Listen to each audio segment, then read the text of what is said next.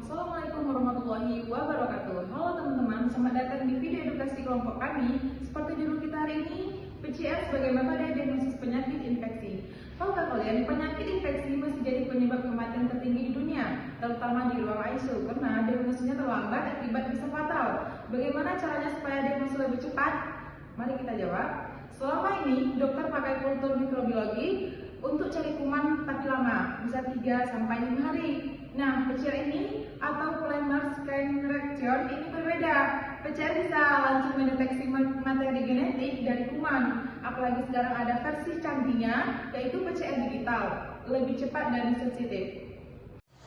Video ini kami susun berdasarkan artikel tahun 2025 dari judul Journal of Intensive Medicine.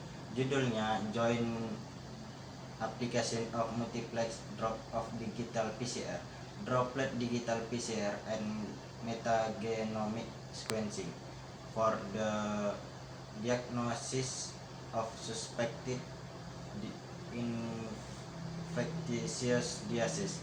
Penelitian dilakukan di Shanghai General Hospital, Tiongkok. Tujuan penelitian ini adalah membandingkan 3 teknologi molekuler. Pertama, MDO di PCR, PCR digital yang bisa deteksi banyak patogen sekaligus. Kedua, di PCR digital yang menghitung patogen satu persatu. Ketiga, MNGS, metode teknologi yang membaca semua DNA dalam satu sampel. Ketiganya dibandingkan dengan kultur konvensional untuk lihat mana yang paling cepat dan akurat. Metodenya seperti ini. Peneliti mengambil 97 pasien ICU yang diduga infeksi dari Juli 2023 sampai Januari 2024. Sampel darah dan cairan diperiksa dengan 4 cara, yaitu MNGS, ddPCR, MDO-dPCR, dan kultur. Lalu hasilnya dibandingkan secara statistik. Nah, setelah diuji hasilnya seperti apa, kita lihat bersama. Hasilnya, ketiga metode ini digabungkan, akurasinya hampir 100% untuk memastikan pasien benar-benar infeksi atau tidak. PCR digital dan sequencing terbukti lebih cepat, lebih sensitif, dan tidak mudah terganggu dibandingkan kultur. Jadi, dokter bisa langsung tahu jenis kumannya dan langsung kasih pengobatan yang tepat. Kelebihannya, diagnosis jadi jauh lebih cepat dan akurat. Ini sangat penting untuk kondisi darurat di ICU. Dari yang biasanya menunggu 5 hari, sekarang hanya bisa dalam 1 hari. Selisih waktu itu bisa menyelamatkan nyawa. Tetapi, ada kekurangannya juga. Yang pertama, sampel yang masih sedikit, hanya 97 orang dari satu rumah sakit.